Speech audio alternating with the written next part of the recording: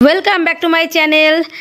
কেমন আছো তোমরা বন্ধুরা? আশা করি ভালো আছো। আর আমার চ্যানেলটা এখনও সাবস্ক্রাইব বা ফলো না করে থাকলে এক্ষুনি চ্যানেলটাকে ফলো করে দাও বা সাবস্ক্রাইব করে নাও।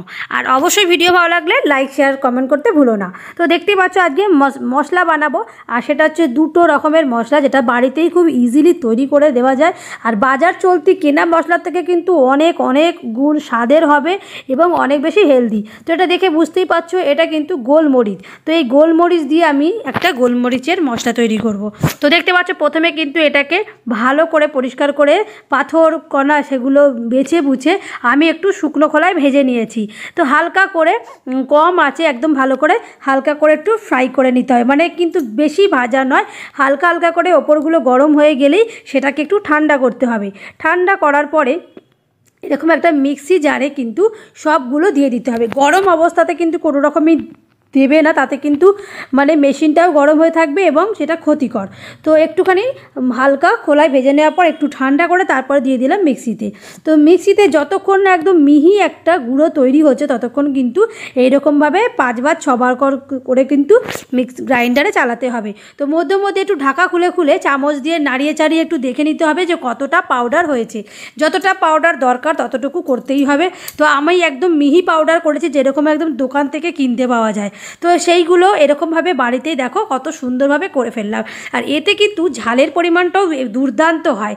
বাইরের গোলমরিচের গুঁড়োতে যে ঝালটা থাকে সেটার থেকে কিন্তু বাড়িতে গোলমরিচ কিনে এনে এভাবে গুঁড়ো করে নিলে কিন্তু তার ঝালটা কিন্তু অনেকটাই বেশি, কারণ তার মধ্যে কিন্তু কোনো ভেজাল থাকে না। তো এইভাবে গুঁড়ো করে একটা ছোট কন্টেনারের মধ্যে কিন্তু তুলে রাখতে হবে। তো দেখো আমি এখানে ছোট্ট একটা এইরকম প্লাস্টিকের কৌটো রয়েছে, তো এটার মধ্যে তুলে দিয়েছি। তোমরাও এরকম কন্টেনারের মধ্যে অবশ্যই কিন্তু করে দেবে। আর একটা মার্কে বা সাদা কাগজের মধ্যে লিখেও রাখতে পারো যাতে গুলিয়ে না যায় যে এটা কি। তো দেখতেই পাচ্ছ কত সুন্দর বাড়িতেই তৈরি করে ফেললাম আর কম খরচে, মানে অল্প একটুখানি গোলমরিচের গুঁড়োর প্যাকেটের দাম যা, তার থেকে কিন্তু বেশি পরিমাণে গোটা গোলমরিচ তোমরা কিনে এনে বাড়িতে যদি তোমরা গ্রাইন্ডারে এরকমভাবে গুঁড়ো তৈরি করে নাও তাহলে কিন্তু কম দামে একদম হেলদি জিনিস তোমরা পেয়ে যাবে এবং যে কোনো রান্নায় তার স্বাদ চলে আসবে। তো হয়ে গেল একটা। এইবার আমি সেকেন্ড মশলাটা তৈরি করব। তো দেখো এখানে দেখেই নিতে পারছো এখানে কিন্তু গোটা ধনে কিনে নিয়ে এসেছি। তো গোটা ধনে এবার আমরা এটাকে গুঁড়ো করব। তো ধনেটা গুঁড়ো করবার জন্য তার আগেই বলি এগুলোর মধ্যে কিন্তু অনেক আগাছা থাকে, মানে অনেক রকমের পাথর কাঠি এসবগুলো থাকে, কারণ আমি নিজেও দেখেছি সেগুলো। তো সেগুলো ভালো করে কিন্তু বেছে বুঝে তারপরে আমি এটাকে কিন্তু এইরকম একটা পাত্রের মধ্যে বা কড়াইয়ের মধ্যে ভালো করে কিন্তু একদম কম আঁচে কিন্তু আমি এটাকে একটুখানি গরম করে নিচ্ছি। একদম হালকা হালকা করে একটু ড্রাই রোস্ট যেটাকে বলে সেরকম করে নিচ্ছি। আর অবশ্যই তোমাদের যদি মনে হয় যে বাইরে থেকে যে এরকম গোটা ধনেগুলো কিনে আনার পর সেগুলো একটু ধুলো ধুলো মতো রয়েছে বা ময়লা রয়েছে, সেক্ষেত্রে তোমরা একদিন আগে ভালো করে ধুয়ে একদম জল ঝরিয়ে রোদের মধ্যে দিয়ে দিলে একদম শুকনো ঝরঝরে হয়ে যাবে। তারপরে তোমরা সেটাকে কড়াইতে শুকনো খোলায় ভালো করে একটু হালকা করে নাড়িয়ে চাড়িয়ে ভেজে সেটাকে তোমরা একটুখানি ঠান্ডা হতে দেবে। ঠান্ডা হয়ে যাওয়ার পর তোমরা দেখো কি করবে।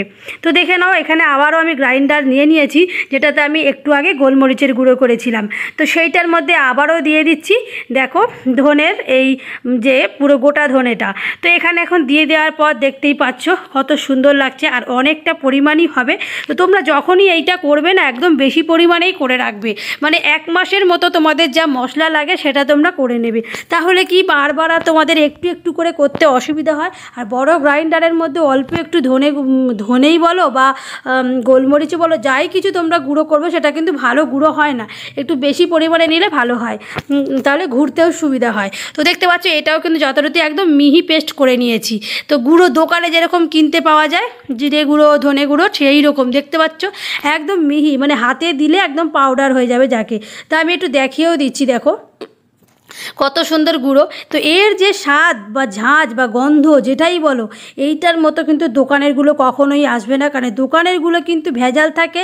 অনেক সময় জিরে গুঁড়ো ধনে গুঁড়ো বা গোলমরিচের গুঁড়োতে কাঠের গুঁড়ো মিশিয়ে দেওয়া হয়, যার জন্য কিন্তু এর হেলদি ব্যাপারটা কমে যায় এবং মানে সেই পরিমাণ তরকারিতে স্বাদটাও আসে না। তো দেখতে পাচ্ছ ধনে গুঁড়োটাও এখানে করে নিয়েছি আর এরকম একটা প্লাস্টিকের কন্টেনারের মধ্যে আমি এটাকে রেখে দিয়েছি। তো এইরকমভাবে করে রাখলে কিন্তু অনেক দিন ভালো থাকে, 1 মাস 2 মাস মাস 3 মাস সেগুলো দোকানের জিনিস যেরকম কিনে রাখলে ভালো থাকে সেই রকমই এগুলো ভালো থাকে, কিন্তু পিওর পদ্ধতিতে করা। তো দেখো আমি দুটো কন্টেনারের মধ্যে একটাতে গোলমরিচের গুঁড়ো আর একটাতে হচ্ছে ধনে গুঁড়ো করে নিয়েছি। তো দেখতে পারলে তো ইজিলি একবার একটু কষ্ট করে খেটে করে নিলে পরে প্রতিদিনকার তরকারিতে তোমরা ইজিলি এটা ইউজ করতে পারো, এরকম কন্টেনারে স্টোর করে রাখতে পারো আর ভেজাল থেকে মুক্ত হতে পারো। তো যদি ভিডিওটা তোমাদের ভালো লাগে অবশ্যই লাইক শেয়ার কমেন্ট করতে ভুলবে না, আর একবার হলো কিন্তু এটা চেষ্টা করে দেখো। টাটা।